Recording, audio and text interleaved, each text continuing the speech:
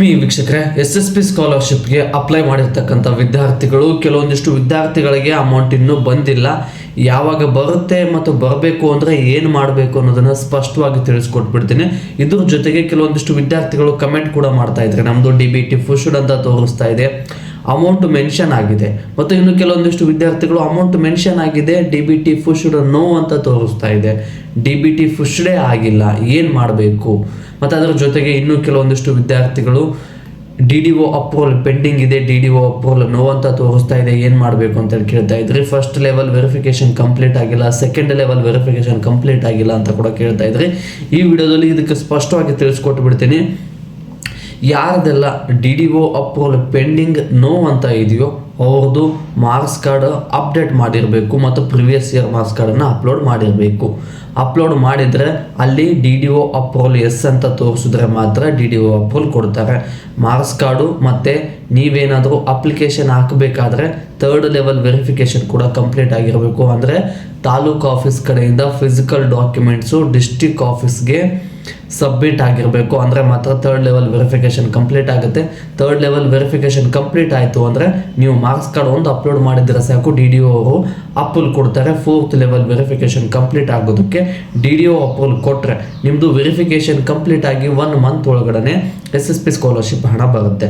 But ಇನ್ನು ಕೆಲವೊಂದಿಷ್ಟು ವಿದ್ಯಾರ್ಥಿಗಳು ಕಮೆಂಟ್ ಮಾಡ್ತಾ ಇದ್ರಿ, ಫಸ್ಟ್ ಲೆವೆಲ್ ವೆರಿಫಿಕೇಷನ್ ಕಂಪ್ಲೀಟ್ ಆಗಿಲ್ಲ, ಏನು ಮಾಡಬೇಕು? ನೀವೇನಾದರೂ ಅಪ್ಲಿಕೇಶನ್ ಹಾಕಿದ ಮೇಲೆ ಫಸ್ಟ್ ಲೆವೆಲ್ ಮತ್ತು ಸೆಕೆಂಡ್ ಲೆವೆಲ್ ವೆರಿಫಿಕೇಷನ್ ಏನಾದರೂ ಕಂಪ್ಲೀಟ್ ಆಗಿಲ್ಲ ಅಂದರೆ ಒಂದನ್ನು ಕನ್ಫರ್ಮ್ ಆಗಿ ತಿಳ್ಕೊಳ್ಳಿ, ನೀವು ಅಪ್ಲಿಕೇಶನ್ ಹಾಕಿದ ಮೇಲೆ ಫಿಸಿಕಲ್ ಡಾಕ್ಯುಮೆಂಟ್ಸು ನಿಮ್ಮ ಇಲಾಖೆಗೆ ಸಂಬಂಧಪಟ್ಟಂಥ ತಾಲೂಕು ಆಫೀಸ್ಗೆ, ಅಂದರೆ SC ST OBC ಜನರಲ್ ಅವ್ರು ಏನಿದ್ದೀರಲ್ವ, ನಿಮ್ಮ ಇಲಾಖೆಗೆ ಸಂಬಂಧಪಟ್ಟಿರ್ತಕ್ಕಂಥ ತಾಲೂಕು ಆಫೀಸ್ಗಳಿದ್ದಾವೆ.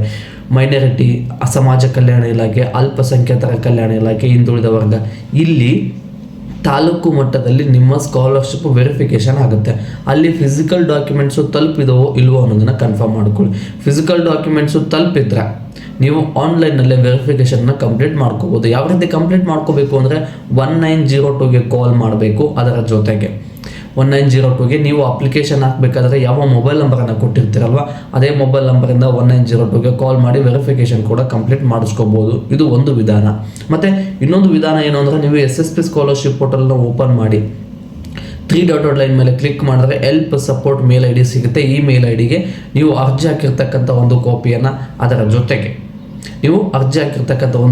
ಅದರ ಜೊತೆಗೆ DBT ಪುಷ್ಡ್ ಅಂತ ಏನು ತೋರಿಸ್ತಾ ಇರುತ್ತಲ್ವ, ಇದರ ಒಂದು ಕಾಪಿಯನ್ನು ನೀವು PDF ಮಾಡಿ 2 MBಗಿಂತ ಕಡಿಮೆ ಇರುವಂತೆ ಆ ಮೇಲ್ಗೆ ಮೇಲ್ ಮಾಡಿದ್ರೆ ವಿತಿನ್ 2-3 ವರ್ಕಿಂಗ್ ಡೇಸ್ ಒಳಗಡೆ ವೆರಿಫಿಕೇಷನ್ ಕಂಪ್ಲೀಟ್ ಆಗುತ್ತೆ. ಬಟ್ ಒಂದು ಕಂಡೀಷನ್ ಇದೆ, ಫಿಸಿಕಲ್ ಡಾಕ್ಯುಮೆಂಟ್ಸು ತಾಲೂಕು ಆಫೀಸ್ ಅವರು ರಿಸೀವ್ ಮಾಡಿರಬೇಕು, ಅಂದರೆ ಮಾತ್ರ ಆನ್ಲೈನಲ್ಲಿ ವೆರಿಫಿಕೇಷನ್ ಕಂಪ್ಲೀಟ್ ಆಗುತ್ತೆ.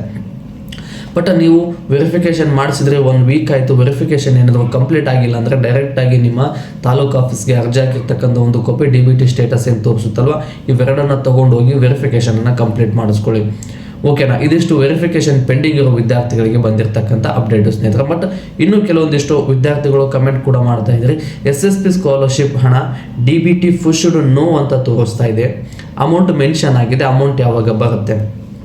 ಒಂದನ್ನು ತಿಳ್ಕೊಳ್ಳಿ, ಅಮೌಂಟು ಯಾವಾಗ ಬರುತ್ತೆ ಅಂದರೆ ವೆರಿಫಿಕೇಷನ್ ಕಂಪ್ಲೀಟ್ ಆಗಿ ಮೊದಲು 2ನೇ ಹಂತದ ವೆರಿಫಿಕೇಷನು, 3 ಮತ್ತು 4ನೇ ಹಂತದ ವೆರಿಫಿಕೇಷನ್ ಕಂಪ್ಲೀಟ್ ಆಗಿ ಮಿನಿಮಮ್ 1 ಮಂತ್ ಆಗಬೇಕು. ಓಕೆನಾ? ಇನ್ನು ಕೆಲವೊಂದಿಷ್ಟು ವಿದ್ಯಾರ್ಥಿಗಳು ಕಮೆಂಟ್ ಮಾಡ್ಬೋದು, ನಂದು ವೆರಿಫಿಕೇಷನ್ ಕಂಪ್ಲೀಟ್ ಆಗಿ 1 ಮಂತ್ ಆಯಿತು, ಇನ್ನೂ ಅಮೌಂಟ್ ಯಾಕೆ ಬಂದಿಲ್ಲ?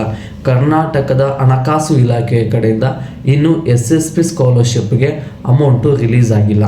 ಕರ್ನಾಟಕದ ಬಜೆಟ್ ಏನು ಮಂಡನೆ ಆಗುತ್ತಲ್ವ, ಈ ಬಜೆಟಲ್ಲಿ SSP ಸ್ಕಾಲರ್ಶಿಪ್ಗೆ ಹಣ ಬಿಡುಗಡೆ ಮಾಡ್ತೀವಿ. SSP ಸ್ಕಾಲರ್ಶಿಪ್ ಯಾರದೆಲ್ಲ ವೆರಿಫಿಕೇಷನ್ ಕಂಪ್ಲೀಟ್ ಆಗಿರುತ್ತೋ ಆ ವಿದ್ಯಾರ್ಥಿಗಳಿಗೆ ಅಮೌಂಟು ಸ್ಯಾಂಕ್ಷನ್ ಆಗುತ್ತೆ. ಸ್ಯಾಂಕ್ಷನ್ ಆಗಿ ವಿತಿನ್ 7 ವರ್ಕಿಂಗ್ ಡೇಸ್ ಒಳಗಡೆ ಅಮೌಂಟು ಕ್ರೆಡಿಟ್ ಆಗುತ್ತೆ ಅಂತೇಳಿ ಕರ್ನಾಟಕದ SSP ಸ್ಕಾಲರ್ಶಿಪ್ ಡಿಪಾರ್ಟ್ಮೆಂಟ್ ಕಡೆಯಿಂದ ಅಪ್ಡೇಟ್ ಬಂದಿದೆ. ಬಟ್ ನೀವು ಆ ಫಂಡ್ ರಿಲೀಸ್ ಆಗೋವರೆಗೂ ಸುಮ್ಮನೆ ವೇಟ್ ಮಾಡೋದಕ್ಕಿಂತ ಬದಲು ವೆರಿಫಿಕೇಷನನ್ನು ಕಂಪ್ಲೀಟ್ ಮಾಡಿಸ್ಕೊಳ್ಳಿ.